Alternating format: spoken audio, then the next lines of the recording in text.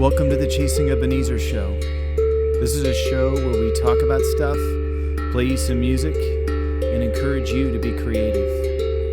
This season, we are exploring the art of being human. We want to say thank you to our patrons who support us each month. If you want to know more about that, visit us on patreon.com/Chasing Ebenezer. For more information about our musical endeavors, visit chasingebenezer.com. We hope you enjoy the show.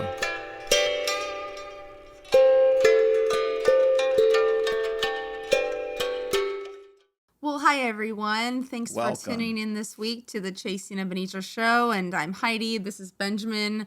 Hi to all of you watching the video and to all you listening on the podcast. Wherever you listen to podcasts. Yeah, Spotify definitely. Mm-hmm.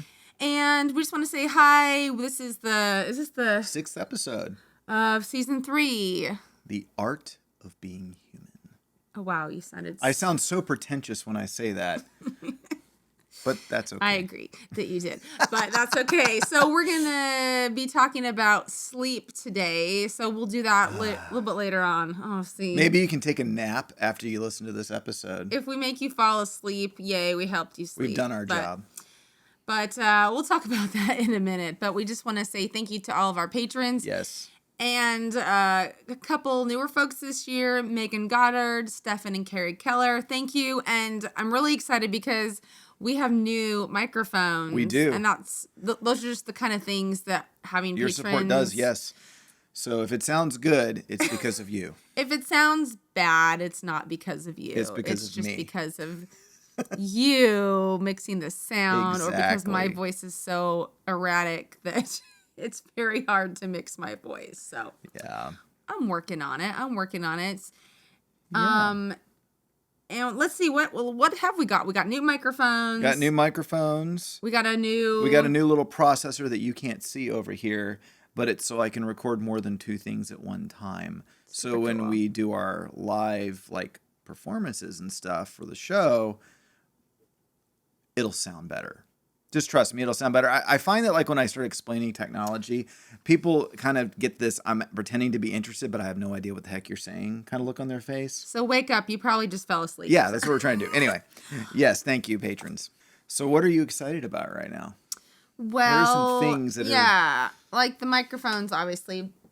I'm excited about this painting that I've almost done. I don't know if I already showed it to all of you. Ow, I just hit myself in the face with the edge. That was smart. I might have already showed this one to you. Listeners, you probably can't see it. But for you viewers, this is Once in a Blue Moon. And it's with paint chips, all that good stuff. And so it's almost done. And I'm going to get it framed here soon. So you'd have to probably log on to look at it. I don't think you can probably see it if you're just listening. Oh! If you don't know that I'm clumsy, well, I am. I've hit myself, 2 times now in the So past far. minute in the face. So anyway, that'll hopefully have this framed soon. But if you want to purchase it in advance, you could message me. Our cat is also currently preparing to take a little leap into the kitchen sink. So if you hear a loud thud here in a minute, that's It's what's him. going on. So I'm excited about the paintings and learning lots. You, my friend. I am excited, and by the time the show's here, we will have already done this, but we've got 2 gigs coming up tomorrow and Saturday. Really excited about playing in Camas because there's this really cool place called A Beer at a Time. Shout out to A Beer at a Time. They're fantastic in all ways. We're playing there, and then we're playing with the full band at the Silverton Crafters Market on Saturday. Oh, yeah. So I'm excited about You those like things. playing music. I Is that what love you're playing saying? music. Yeah, I do. It's my happy place. And another question we've been asking this year is have you experienced your humanity? Well. So many ways. I have been we've been going back to the gym for about a month.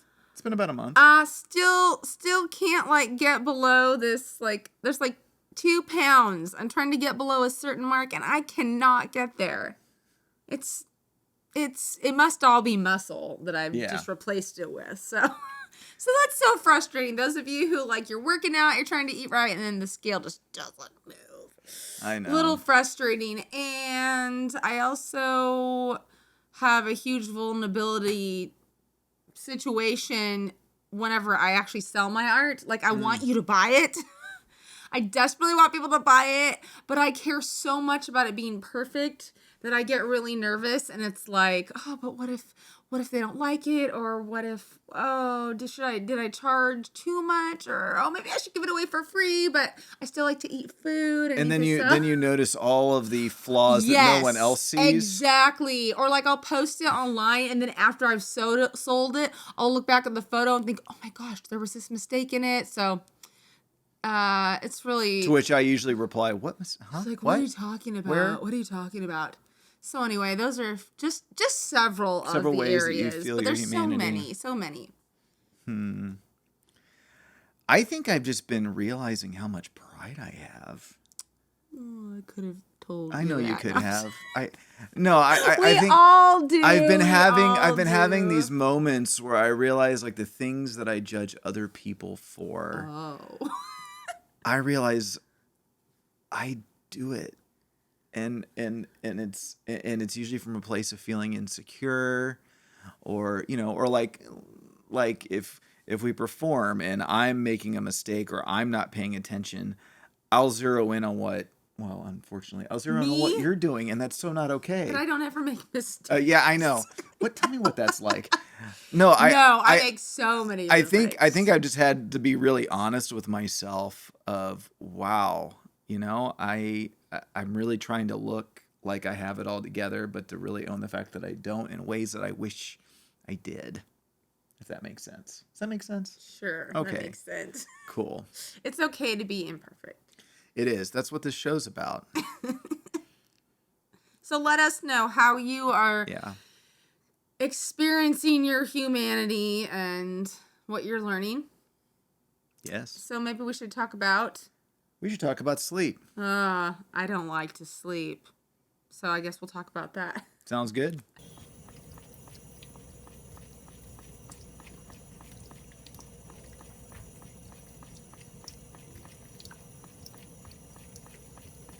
So for those of you who were listening only on the podcast, that lovely sound you just heard was the sound of our cat Mowgli drinking water out of the sink. He wanted water, so we figured we would just give you a commercial break. Brought to you by Cat Sinks of America. That's right. Sleep. Sleep. Okay, so let's talk about how we related to sleep as kids. Because for me, I know it changed. I'm not sure about you. What was your relationship with sleep? I've never wanted to sleep. You've never wanted to sleep. I think like 6 months or whatever. Done with naps. Done with naps. Nope. No way. Don't like sleeping. That's impressive. So is there a reason why that you don't like to sleep? My therapist and I are working on that together. Not a joke. But that is a great... Oh, sorry, I just pounded there. My clipboard. I was clearly... You feel passionate about this. Feel passionate that I don't know why. There's probably issues there, but I don't know. I don't like to sleep. I would rather be getting stuff done, and I only sleep because I would die without it. I'm trying to sleep more and not be stubborn about it. I am keeping a dream type journal. It's pretty much stress. A stress dream journal. Stress mirrors, because I just have so many stressful dreams. Stress mirror. I know, it's a stress mirror. So, but that is something we're going to suggest maybe you do. Yeah. Is to kind of record your dreams and all that kind of stuff, to kind of just look at what's happening while you're sleeping. And you love to sleep. I do. Now, you would say that as an adult, it's pretty much been the same way. Like, for you, it hasn't really changed since being a kid and being an adult. Yeah, no, it hasn't changed. Yeah, so for me, I used to be really afraid. It wasn't going to sleep that bothered me. It was the act of going to bed. Well, that's a pain. You know, you gotta brush your teeth. You gotta like get on jammies. You gotta like get up and go in the other room. I didn't have any of those problems. My problems I also were. used to wet the bed really Oh, poor bad. baby. Maybe that's why.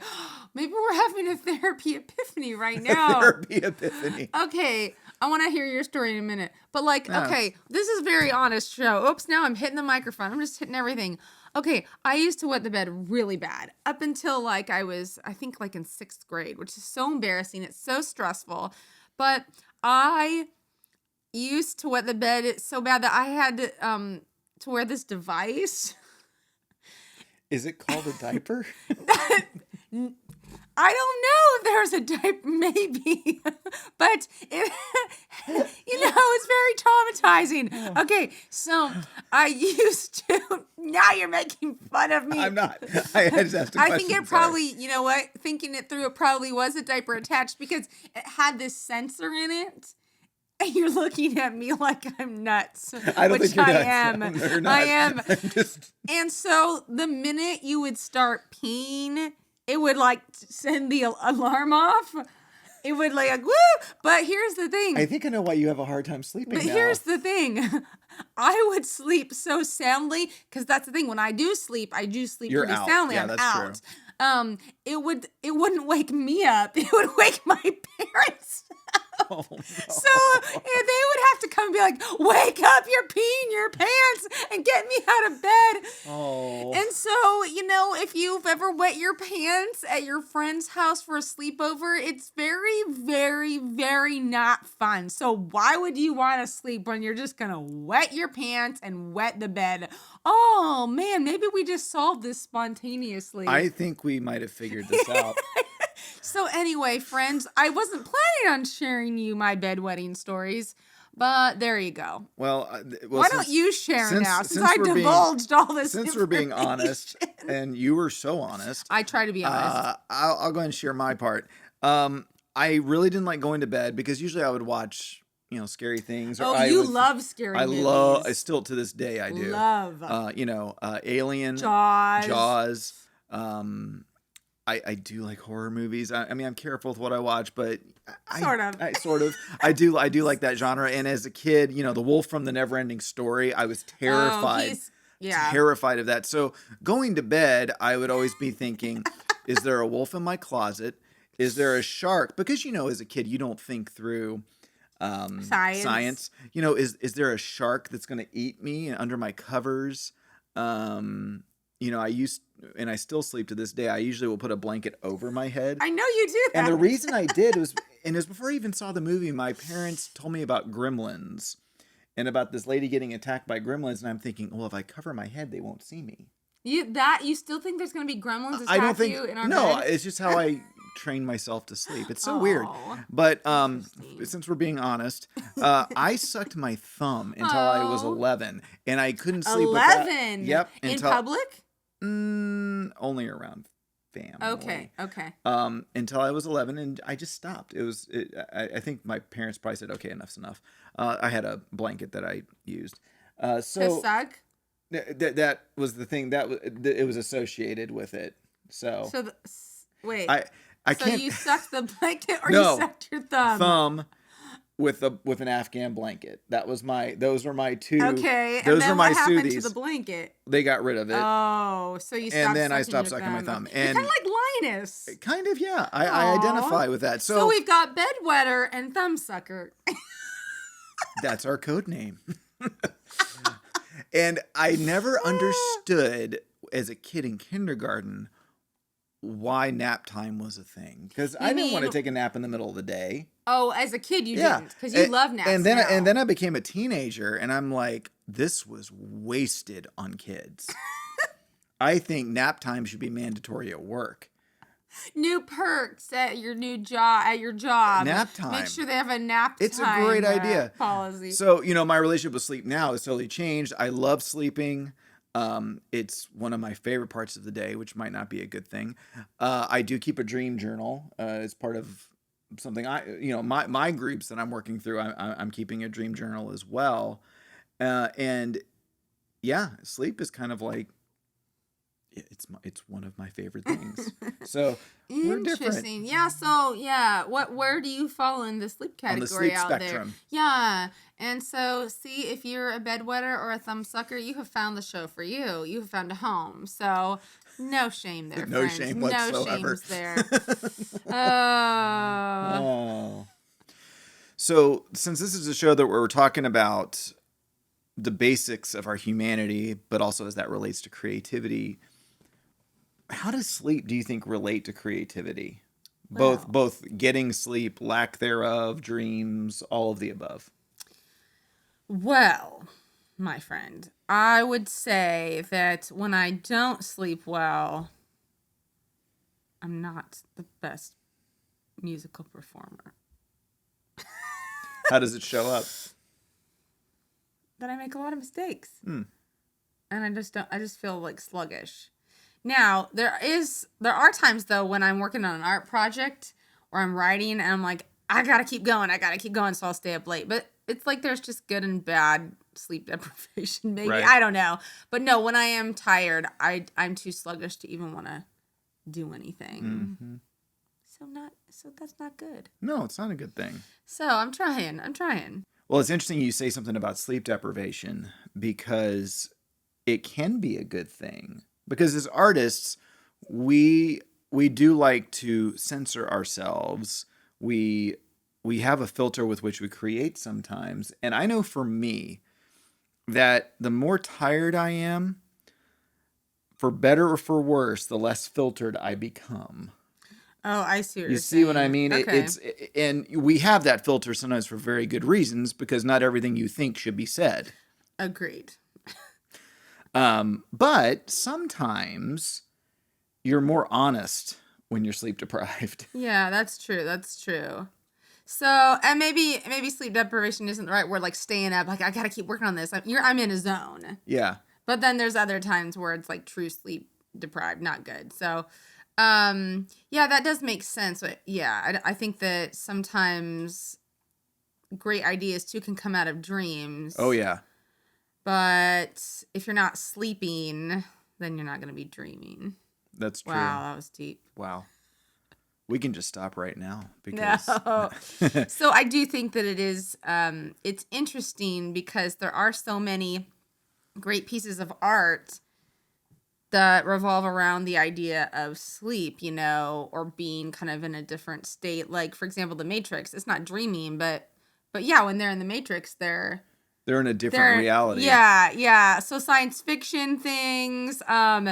Sleeping Beauty, one of the most famous fairy tales of all time, involves sleep. So it is a very interesting topic in art. And like Sleeping at Last is one of your favorite composers. Oh my gosh. You want to cry? Listen to Sleeping at Last. It's good crying. So it is a very interesting topic that revolves around art.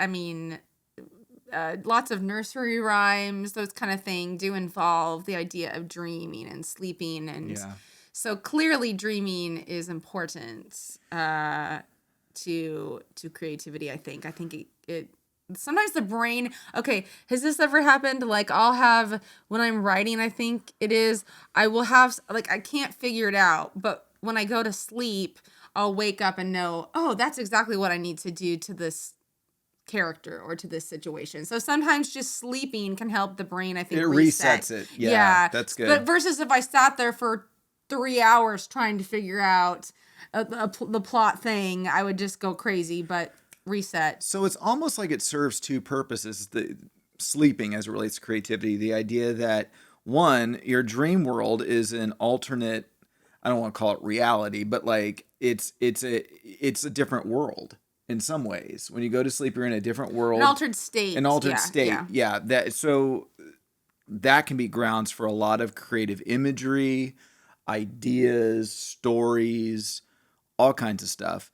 And it's a place where that tank gets replenished, where the act of physical rest does something to your brain to kind of reset it and almost reprogram it a little bit. So it's necessary to always be kind of sleeping. Which is why I'm really trying. I'm trying to sleep more. And I think that culturally, we have tended to view it as an act of pride, like, I don't need sleep. I only need 2.75 hours of sleep. I don't know at what point it became kind of a source of, and I used to feel that way. Like, I only need this much sleep to function. Well, that's And not. if I get less than 7 hours, I'm like, I am deprived. So I'm not really clear, where that shift happened.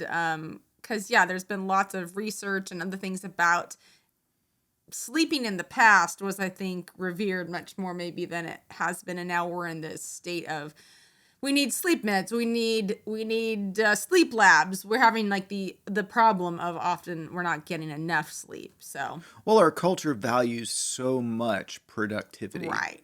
Whereas, I think it was a different kind of thing where before the Industrial Revolution, Before light, electricity, before agriculture, there was a natural rhythm with the rest of creation where people would get up, and some would get up very early to do farming. And then when the lights went out, it was kind of, there was a natural ebb and flow. We're out of sync with all that now as a culture. Exactly. And people work at all odd hours of the day. Yep. As a society, we're not all functioning on the same schedule. So that can definitely affect. Well, and I know for me, when other people aren't resting and I'm trying to, like if you're like busy doing something and I'm sitting on my chair, which you can't see, I know I start to absorb the stress of that and the restlessness. And, sorry. No, I'm done. I didn't mean to. And we're actually going to talk about rest in the next episode because we really want you to see sleep and rest. They kind of go together, but they're not the same thing. But yeah, they're kind of like a Venn diagram. Like they carry commonalities, but there's also some real distinction and some real creative benefits. So that'll be rest will be next episode. But yeah, if you're trying to take a nap and then I'm out here making noise or the phone's ringing. Yeah, it doesn't work. Well, and I know for us, like if vice versa, if I'm in a place of rest and sleep and calm, I know that can stress you out sometimes if you're trying to get stuff done because you don't want to disturb that. I gotta tiptoe around. I gotta be so quiet. And that's so stressful. And as you all have witnessed, I'm not a very tiptoey type of a person. So anyway, sleep is really good. Hopefully this has made you think a little bit more deeply about it. What are some prompts? Oh, well, you can get on the Patreon website. You sure can. Get your free journaling creativity prompts. So for journaling, keep a sleep journal.